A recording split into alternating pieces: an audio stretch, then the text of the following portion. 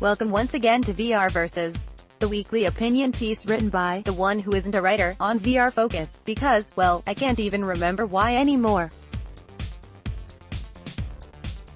But I've been doing this for long enough to be able to welcome you, for the third year running, to my In Absentia Alternative Awards.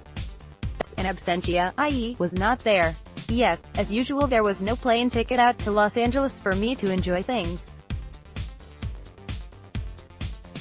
Instead I got to watch everything from home, keeping things going for the UK team. The joys of handling an event while not actually being there. It's an absolute barrel of laughs, I can assure you.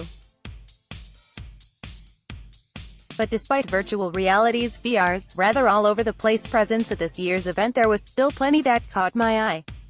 As usual, things are somewhat satirical, so if you're going to get overtly upset just because I didn't like X, well, the door's over there. For the rest of us, however, let's get on with a biggie. The Krusty the Clown, what the hell was that? Award winner, Sony did very well, not exactly a good thing, last year in the awards, in part because of their continued ability to mess up everyone's fun with their stance on crossplay. Still, thankfully, they didn't mess up this year on anything too big to do with that, eh? Certainly not one involving one of the biggest and most popular games currently in the world. Ha ha ha. Sigh. Luckily Sony get away with that this year, owing to the fact that award isn't up for grabs.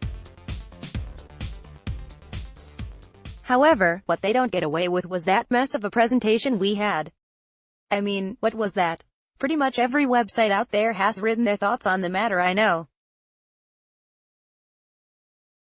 But for the life of me I can't understand what they were thinking. Shoving journos into a church which looked more like a barn, in a way most would have difficulty actually working before moving on to another venue. No one can leak anything, if you put them all in a barn and they can't move.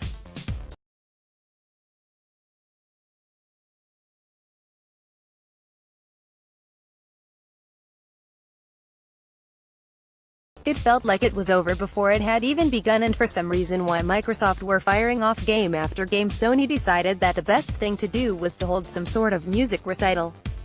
Kids, remember to pick up your parent from the stage when they've finished performing. It felt a mess, it confused everyone, and despite some very good-looking titles indeed on display, it made Sony look really out of touch. The Kawaii Dezune Award winner, Ghost Giant, for the first time on one of these, I'm actually bringing an award back.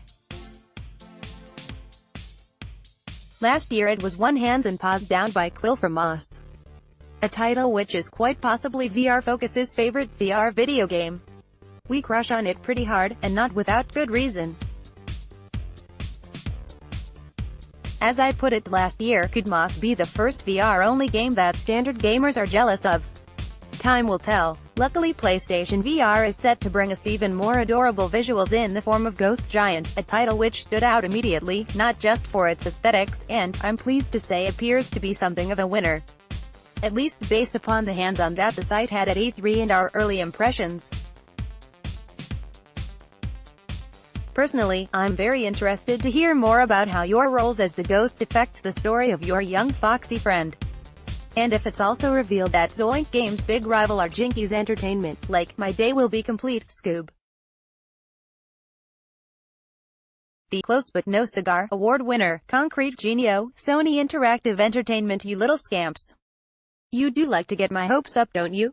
Well, there's obviously been some titles that were announced at the event as well as in the run-up to it. For 5 glorious minutes Sony made me think that one of the titles from last year's Paris Games show was going to make the jump to VR, and boy was I all for it. Concrete Genie was announced last year, as I say, and it is absolutely gorgeous. The PlayStation 4 exclusive follows Ash, a bully teen who escapes from his troubles by painting creatures and landscapes, all of which come to life. It's kind of like Penny Crayon, the game. With his magical paint he brings life to his dead hometown. The initial trailer looked amazing, and you can kind of see the possibilities for PlayStation VR to be integrated.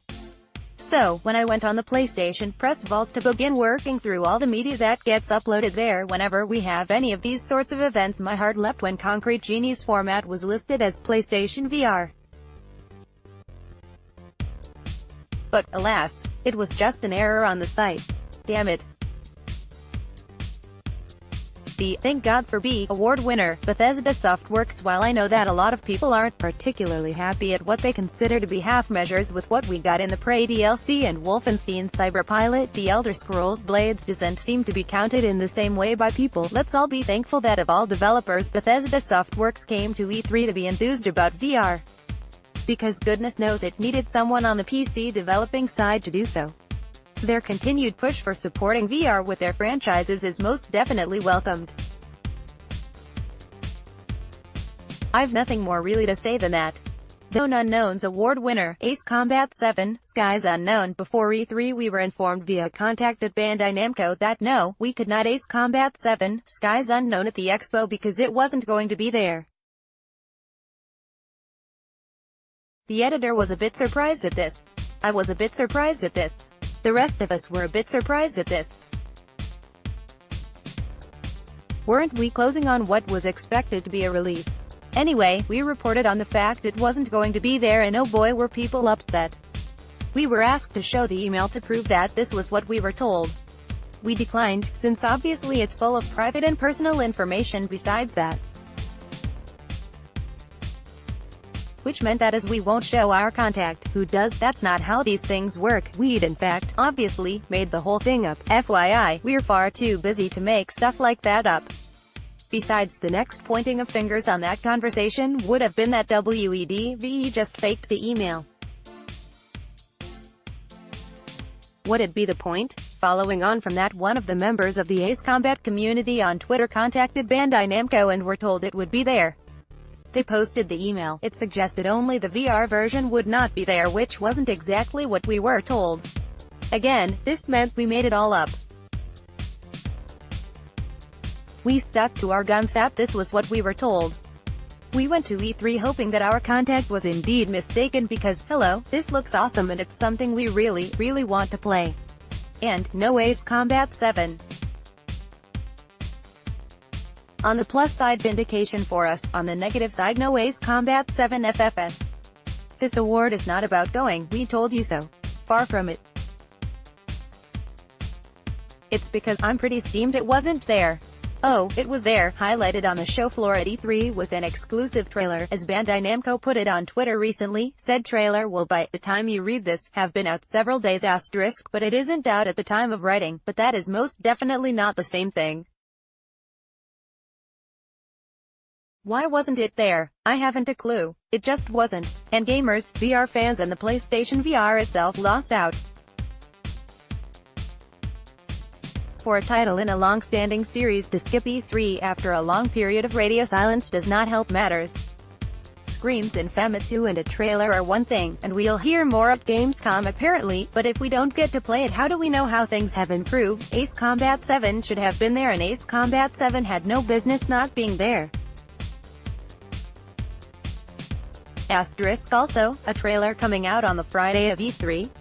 That's pretty eyebrow-raising in itself. Skillful avoidance of the media rush, or, oh shit, we'd better put something together. Your call on that one.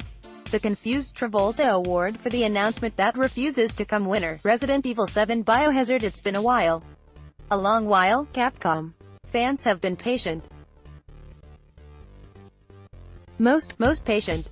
Loud, granted, but patient. Resident Evil 7 Biohazard has been a success for the company on the PlayStation VR and has reworked how people think about the Resident Evil series.